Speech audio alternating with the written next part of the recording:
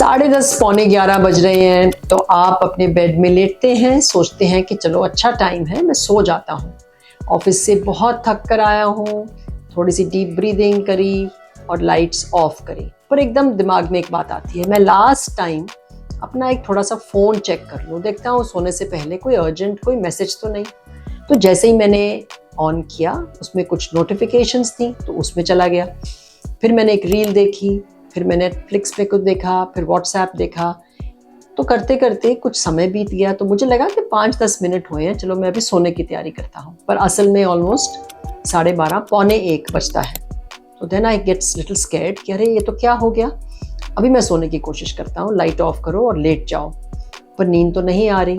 फिर turn towards the right side, फिर कभी लेफ्ट साइड, कभी पिलो की एडजस्टमेंट करो, कभी कपड़े की एडजस्टमेंट, कभी शीट की एडजस्टमेंट, पर नींद तो भाग गई। तो ऐसे बहुत सारे लोग आजकल मैं देख रही हूँ, जो स्टूडेंट्स, प्रोफेशनल्स, हाउसवाइफ्स, एल्डरली, सब आके कंप्लेंट क्या है कि मेरे को नींद नहीं आ रही। तो मैं डॉक्टर मनवीर भाटिया, एक senior consultant and sleep specialist from Delhi, इसके बारे में हम कुछ डिस्कस करते हैं। तो ये क्या चीज़ है, क्यों हमें नींद में परेशानी आती है और इसके लिए हम क्या सुधार करें। तो ये देखा गया है कि आजकल के टाइम में पहले 50-60% पर अब ऑलमोस्ट 70-80% जो लास्ट एक्टिविटी है बेड टाइम सोने के पहले वो है फ़ोन यूजेज। तो अगर हम जब पेशेंट से इंटरेक्शन करते हैं तो हम ये पूरा डिटेल मेरे को पूछना पड़ता है, कितने बजे बिस्तर में गए, लास्ट एक्टिविटी क्या थी, रात की नींद फिर कैसी रही, कितनी दफ़ा टूटी, सुबह जब उठे तो क्या किया, सबसे फर्स्ट एक्टिविटी क्या करी और दिन में क्या किया। तब जाके हम नींद की परेशानी को हेल्प कर सकते हैं। अब हम बात करते हैं इस रात के फ़ोन के बारे में। तो क्या चीज़ है हमारे शरीर में जो हमें इंडिकेशन देती है या हेल्प करती है कि अब सोने का टाइम है। वो एक हार्मोन है जिसका नाम है मेलाटोनिन। वो एक शाम की तरफ से थोड़ा सा बढ़ता है, रात को 10-11 बजे पीक करता है, फिर धीरे धीरे रात में नीचे आते आते सुबह तक वो मेलाटोनिन हार्मोन हमारी बॉडी से बहुत कम हो जाता है।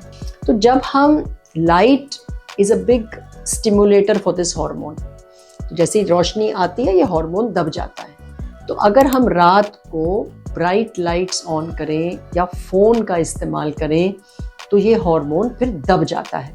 फिर सही है कि थोड़े समय के बाद अपने आप इसकी पीक नहीं आएगी और नींद भी नहीं आएगी। तो ये है एक वन लेयर। सेकंड है कि जब हम एक चीज़ के दूसरी चीज़ पे जा रहे हैं, कभी व्हाट्सएप देख रहे हैं, कभी इंस्टा देख रहे हैं, कभी रील देख रहे हैं, कभी फेसबुक देख रहे हैं, कभी ये पढ़ रहे हैं, तो brain is getting very stimulated, बहुत ज़्यादा इंगेजमेंट बढ़ रही है। जब ये एंगेजमेंट बढ़ती है तो हमारे कुछ अलग तरह के केमिकल निकलते हैं। कुछ अच्छे गुड हार्मोन्स फील होते हैं, कुछ डोपामिन फील होता है, कुछ एड्रेनलिन फील आता है। ये सब क्या करते हैं, ये हमें अलर्टनेस प्रोड्यूस करते हैं।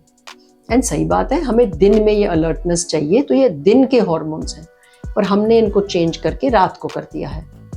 तो इससे क्या नतीजा आएगा कि नींद नहीं आएगी। तो जब हम ये सिस्टम्स एक्टिवेट कर लेते हैं अपने ब्रेन के अंदर तो ऑब्वियसली नींद भाग जाती है।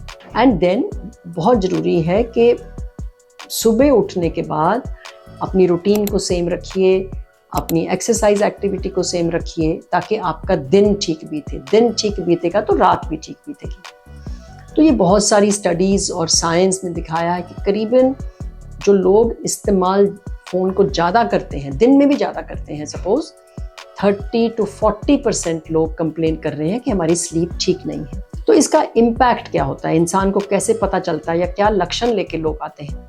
एक तो सीधा ही कहते हैं कि मैं थका हुआ रहता हूँ, सारे दिन मोटिवेशन नहीं रहता, कंसंट्रेशन बहुत ख़राब है, चिड़चिड़ाहट बहुत ज़्यादा है, and other things such as weight बढ़ रहा है, खाने की इच्छा गड़बड़ हो जाती है।